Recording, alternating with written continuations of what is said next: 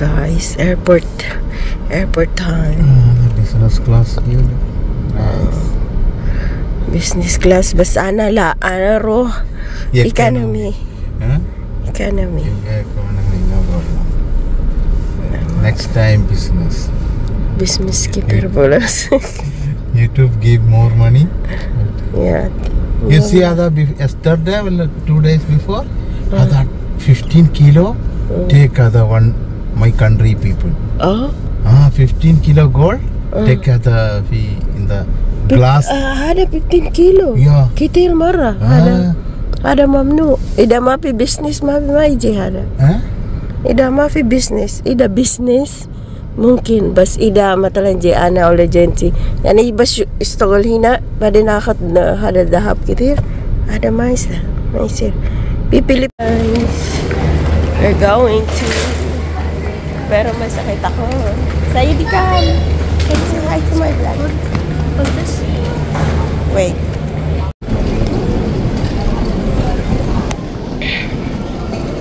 So, Maricel.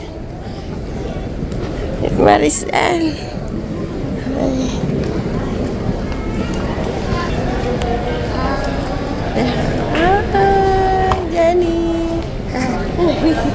See you, Jenny, after 5 days. Mga alaga ka.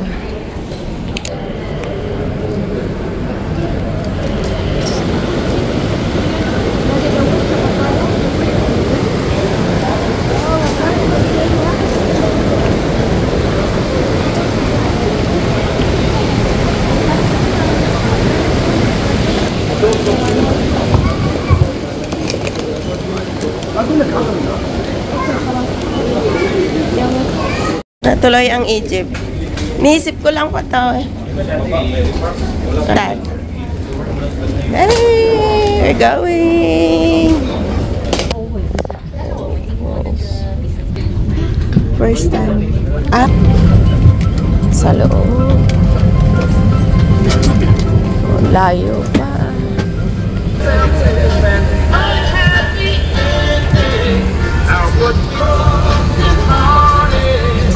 So once we get closer to the center, get back to you with the actual weather conditions and the time of arrival. We also remind you that all Emirates flights are non-smoking flights, even papers are not allowed on board.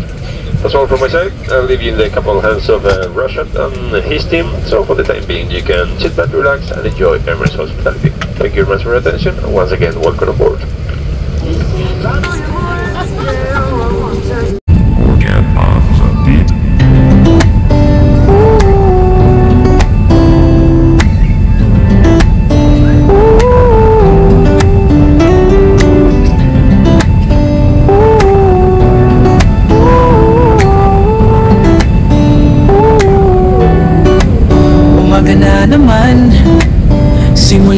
Ganda ng Emirates kasi nga malaki na hindi siya masikip din.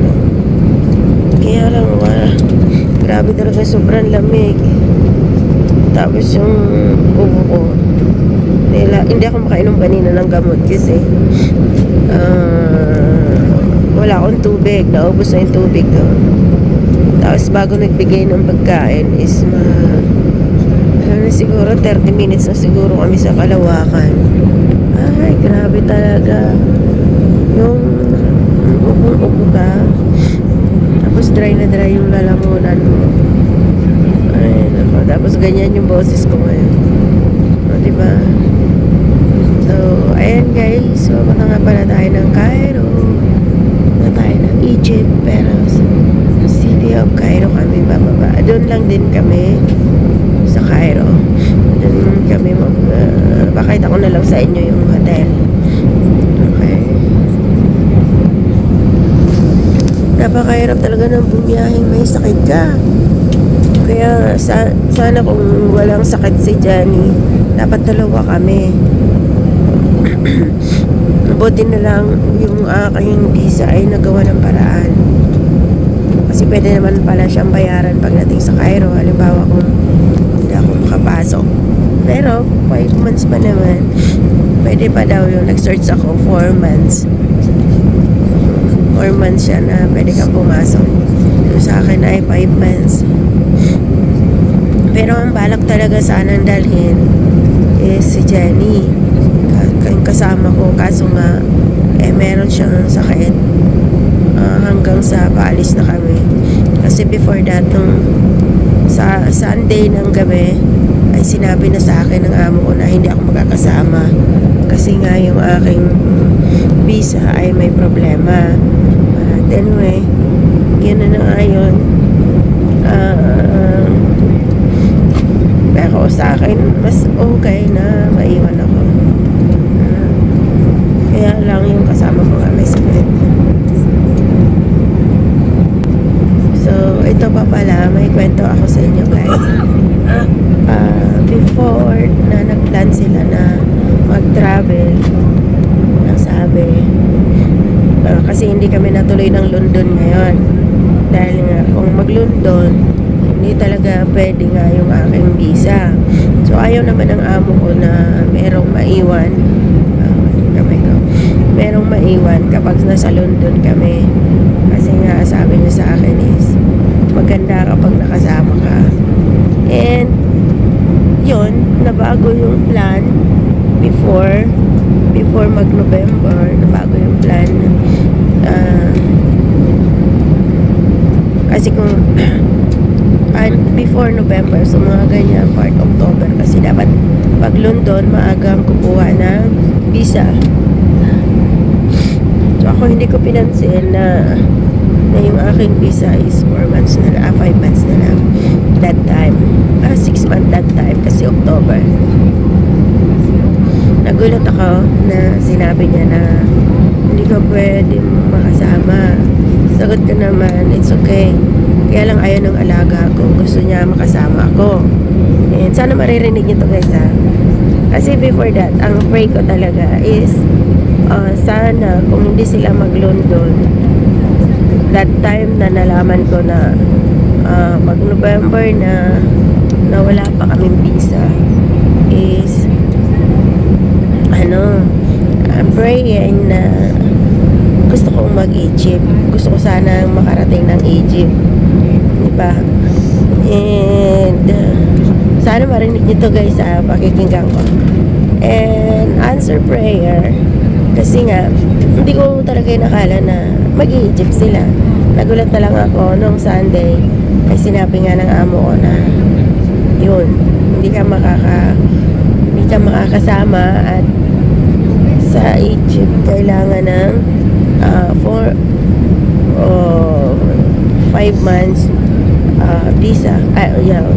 Active pa yung visa mo ng 5 months. This coming kasi April is tapos na yung kontrata ko, pero ang visa ko is April.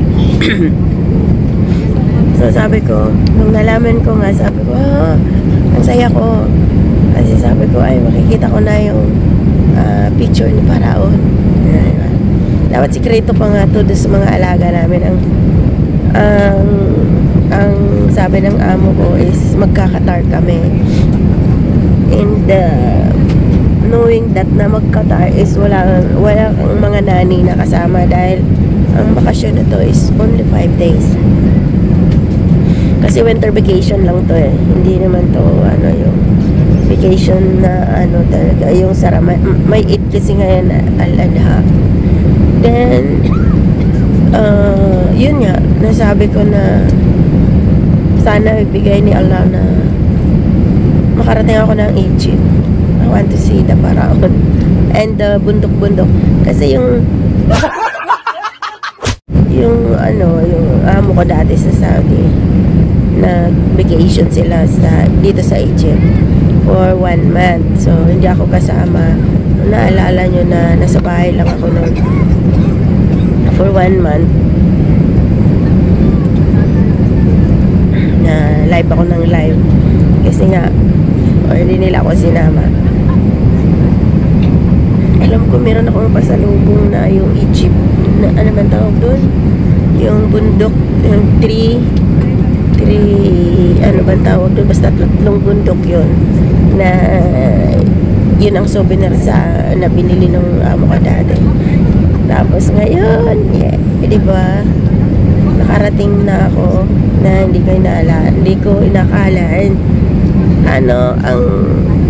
Ang masaklap lang is may sakit ako. Pero alam nyo guys na kahapon lang to. Kahapon lang ako. Siguro sa pagod ko. Kasi di ba sabi ko si Jenny may sakit. As in, natulog maghapon, magdamag. Natulog maghapon. Magdamag naman siyang hindi nakatulog kasi nga, yun, masakit yung katawan. And, minasage ko. Hindi din talaga ako nakatulog hanggang umaga. Gumising pa ako ng maaga dahil may pasok pa yung mga alaga ko, pati yung maliliit. Inatid ko pa sila noong Monday.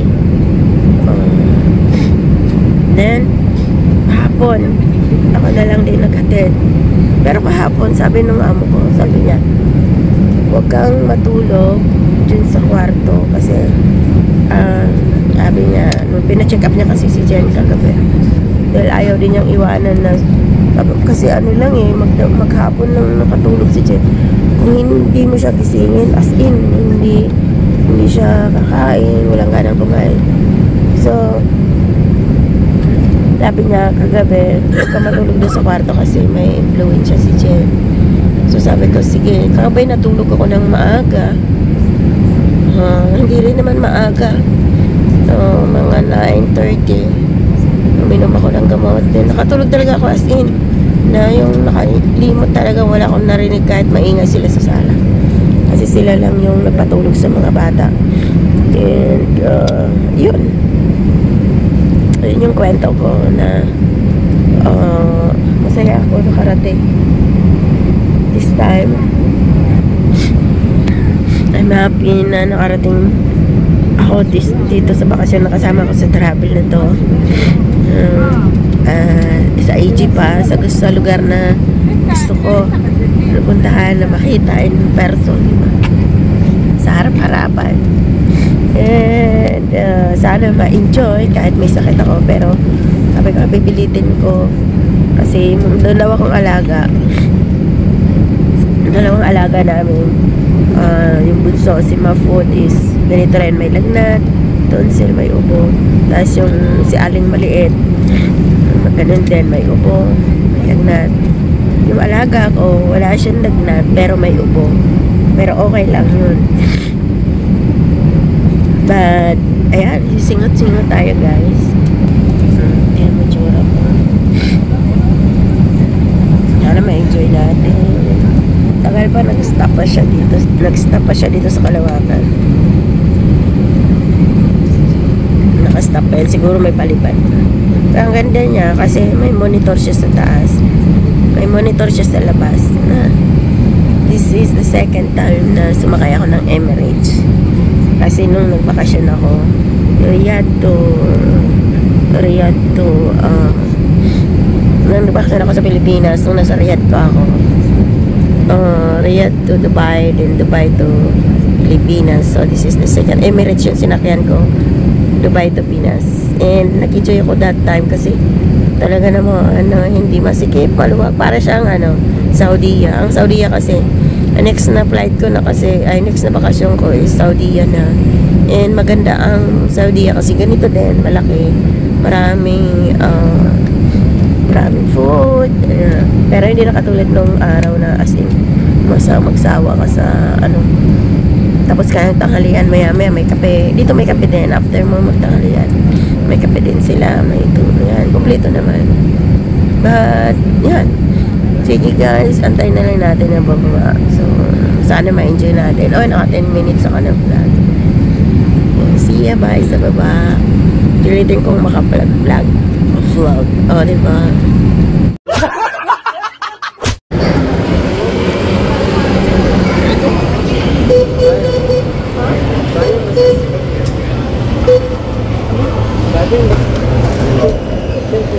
Surfing. Yeah.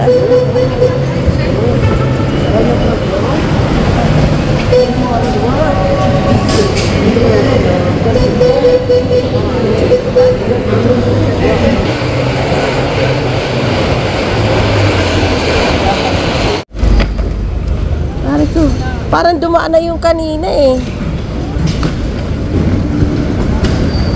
Hindi yan.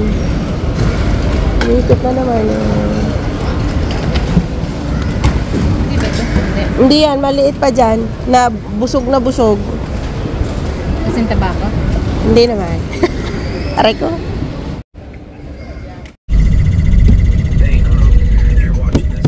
Ah, nangatok na. Kala ko siya ang nagkakaroon. Titinda. Guys, nasa Maynila kami guys. Ayan o. Kita nyo?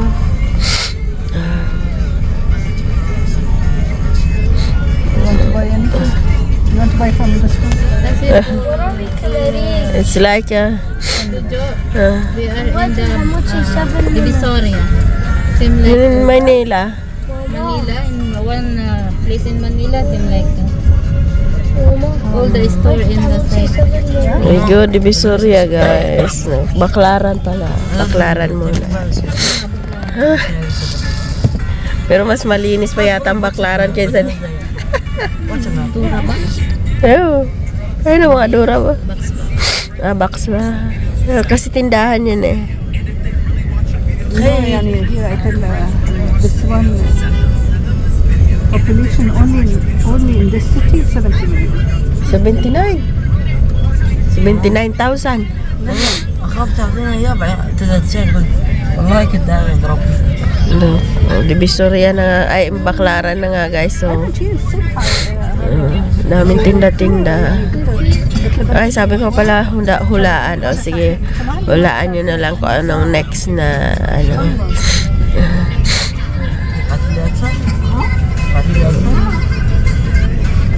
Mga sapatos, oh. Ay, di pala. Chicheria pala.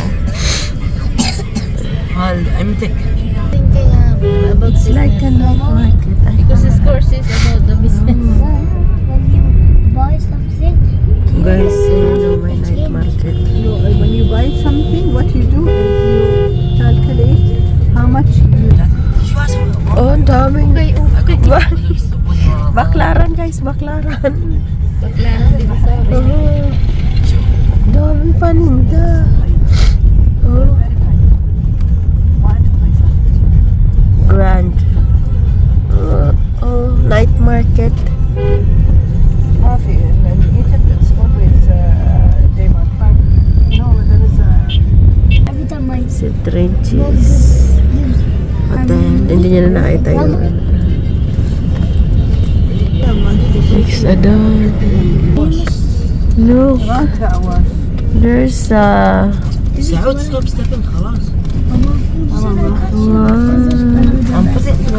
Hey guys, so dito na kami sa aming hotel. So, grabe yung hotel nila. Grabe yung ano nila guys, ang laki.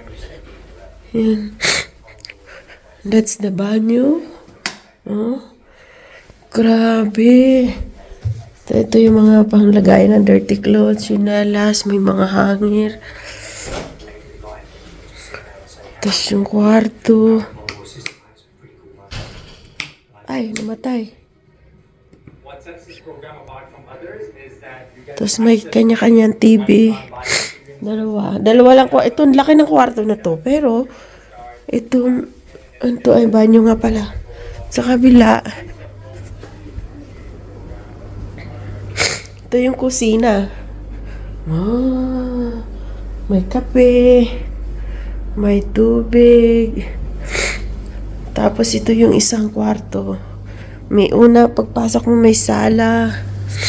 Yan. Tapos may TV din. Tapos yung banyo, in fairness, ang laki oh. Oh. Wala lang jacuzzi. Ay, ito, jacuzzi. Ito, shower. Yan. Grabe, ang laki. Hindi tinipid yung hotel nila. Ano ba ito? Oh, may safety. Asan ba yung ilaw nito? Ayun. Plancha, may safety box, mga jewelries, pwede may tago. Ayan. Kompleto guys. Dito naman, sa pangalawang kwarto. Dalawa lang talagang kwarto niya. Pero, ito mo guys, ang laki. Laki ng kwarto. Ito ay St. Street. Easty. Ito. Ayan siya, guys. And Cairo. Regis Cairo. Ito daw yung pinaka... Alam niyo ko yung dinaanan namin. Naku po. Parang Manila.